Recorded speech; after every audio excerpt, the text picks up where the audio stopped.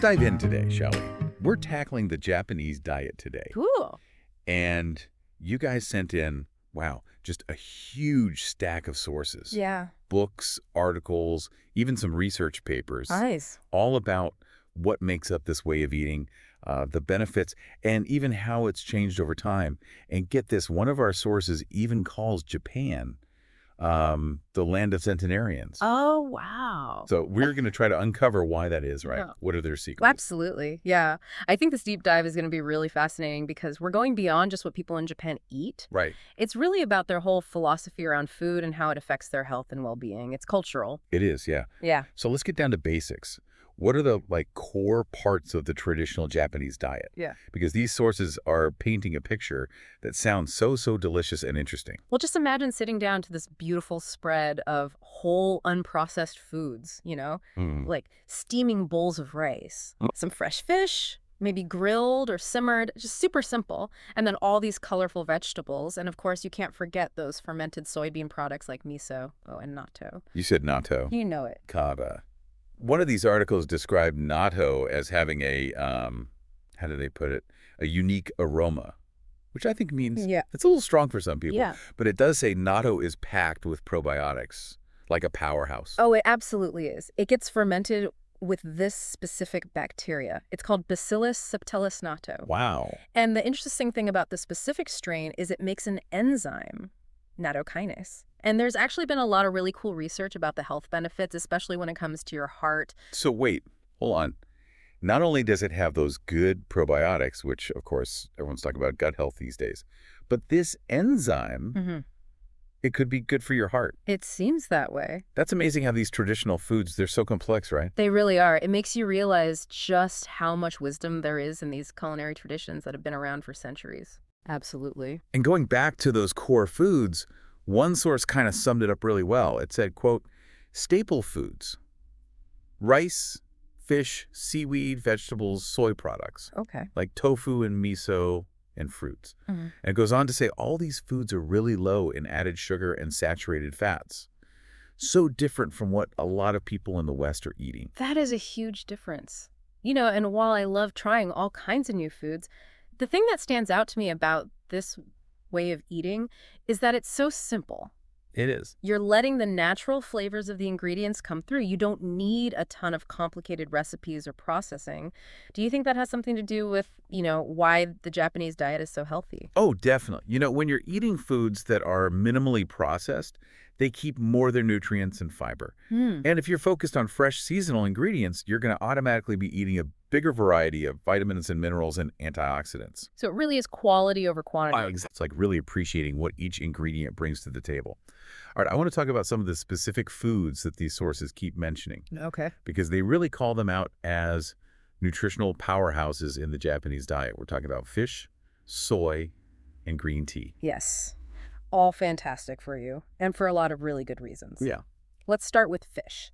And I'm talking about those fatty fish, things like salmon, mackerel, sardines. They are just loaded with omega-3 fatty acids. And omega-3s are so crucial for so many things. Brain health, heart health, and they can help to reduce inflammation all over your body. I remember reading about a study where people who regularly ate fish had a much lower risk of things like heart disease, stroke, even some cancers. Seems like those omega-3s are really powerful. They are. And it's not just the omega-3s either. Fish is also a great source of lean protein. Right. And that's super important for building and repairing your tissues. Absolutely. All right. What about soy? Soy, another staple in the Japanese diet. And it comes in so many forms like tofu, tempeh, edamame, miso, and natto, obviously. Right. One source actually said, and I quote, high in protein and phytoestrogens, soy helps lower cholesterol and reduce the risk of hormone-dependent cancers. There has been a lot of back and forth about soy over the years, hasn't there? There has. But what I'm seeing in these sources is that it seems like it might actually help protect against certain cancers, especially those hormone-dependent cancers, like breast and prostate cancer. That's what the research is showing more and more. These soy isoflavones, which are a type of phytoestrogen, they have antioxidant and anti-inflammatory effects. Okay. And they may even help to regulate how cells grow. So it's not just a good source of protein and nutrients. It could actually lower our risk of cancer. Potentially. I'm sensing a pattern here. Simple foods with some pretty complex benefits. That's a great way to put it. Now, Yeah. don't forget green tea, Yeah. especially matcha. It's like an antioxidant powerhouse. Oh, green tea. Love it. Yeah. But what makes matcha so special? So matcha is actually made using the whole tea leaf, Oh, which means you're getting a much more concentrated dose of all those good compounds. There's this one catechin called EGCG. It's been studied a lot, and it might have a whole range of benefits. Things like better brain function, lower risk of heart disease, and maybe even some protection against certain cancers too. So just having a cup of matcha could actually be a delicious way to get healthier. It looks that way.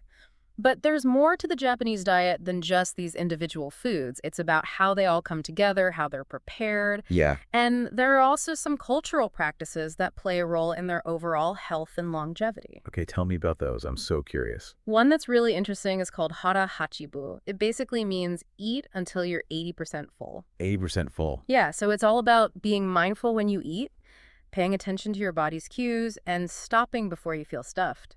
It's so different from what we do in the West. Yeah. It's all about cleaning your plate, which I think leads a lot of people to overeat. Hmm. Do you think Hara Hachibu could be why Japan has lower rates of obesity and all those related health issues? I think it plays a big role. It basically allows your body's natural signals to tell you when it's had enough. You're not eating more calories than you need. And what's really fascinating is that studies have shown that hara hachibu can actually have a positive impact on both your physical and mental well-being. So it's not just about weight. No. It's about your relationship with food. Exactly. Learning to listen to your body. This is definitely something I want to learn more about. I mean, is it really as easy as it sounds? And how can you actually do it, in real life? Yeah, I think it's worth saying that while hara hachibu sounds pretty simple, it can be a little tricky to actually master, especially, when you think about how big portion sizes are these days. But we can definitely talk about some strategies to help you make it work in your own life. Okay, I'm all ears. What are these strategies? Well, one thing you can do is just start paying more attention to what your body is telling you. Like, when you feel hungry, are you actually hungry or are you just bored or stressed? Or maybe you're just used to eating at a certain time. That's a really good point. I know I've definitely done my fair share of mindless snacking. Oh, yeah, we've all been there. Another thing that can help is slowing down when you eat. Okay. Take smaller bites, chew your food really well, and just enjoy each bite. That gives your body time to realize, hey, I'm getting full.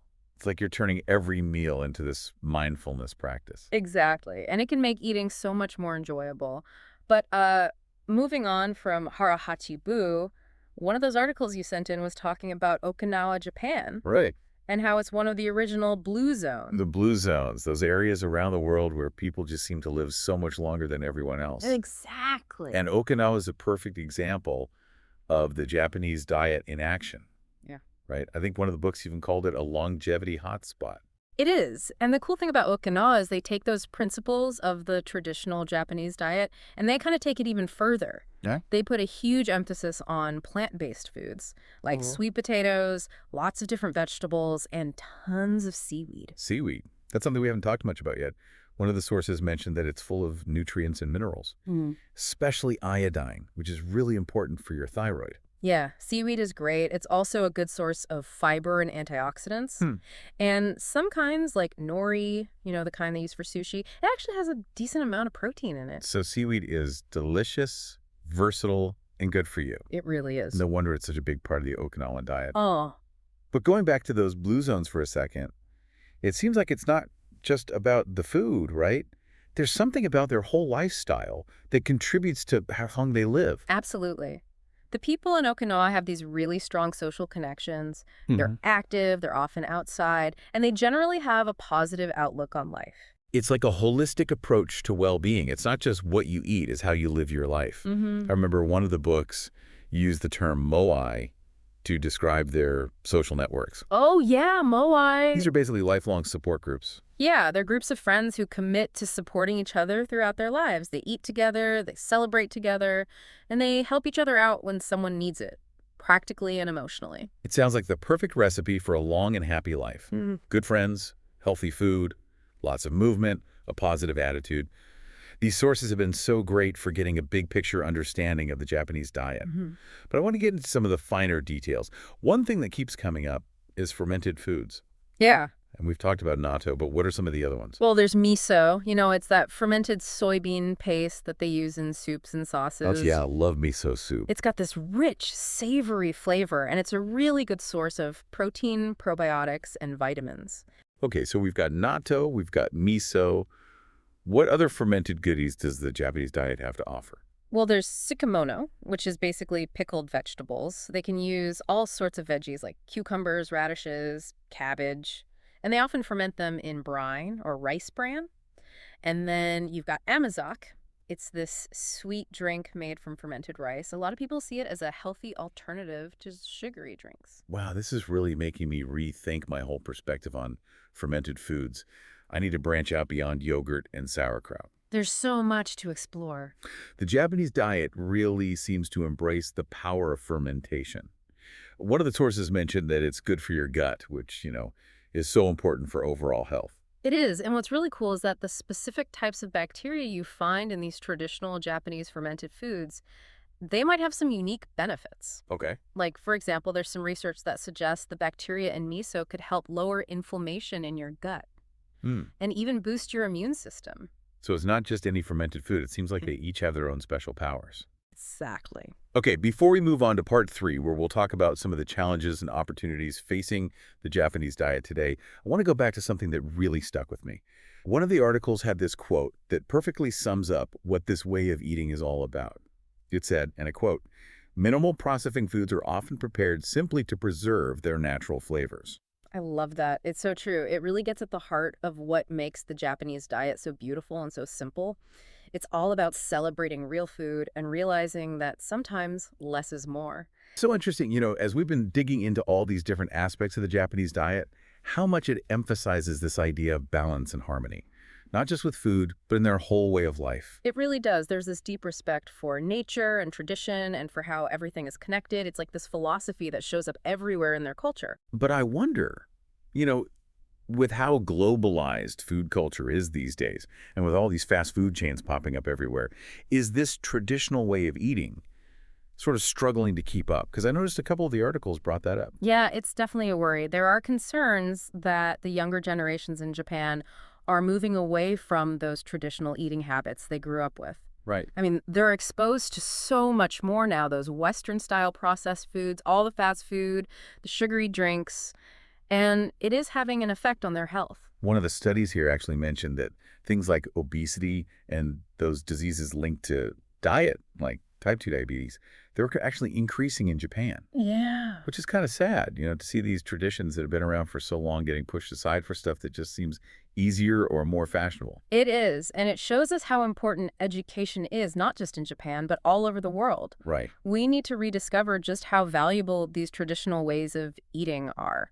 And we need to figure out ways to make them relevant and exciting for younger people. I totally agree. Yeah. But how do we do that? How do we bridge that gap between the old ways and the new? I think it starts with just sharing the knowledge, explaining why these traditional ways of eating are so good for you. And it's not about creating a bunch of rules. It's about inspiring people to make good choices, choices that are going to help them feel better and be healthier. So it's about helping people rediscover those simple joys, like cooking with fresh ingredients, being mindful about how much you're eating, and understanding how the food you choose affects not just your body, but your mind and your emotions too. Exactly. It's about finding a way to eat that works for you, something you can keep up with long term. So well said. Well, as we wrap up our deep dive into the Japanese diet, I'm left with this huge appreciation for how simple it is. It's all about balance, and it's so connected to nature. Yeah. It reminds us that food isn't just about, filling your stomach.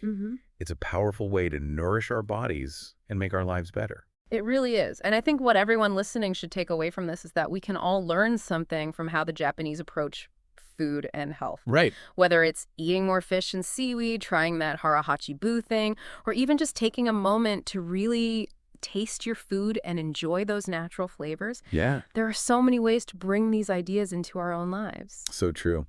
Well, everyone listening, as you go about your day, we want you to think about what really stood out to you from our conversation today. Is there one little change you could make, something inspired by the Japanese diet that would help you get closer to your health goals?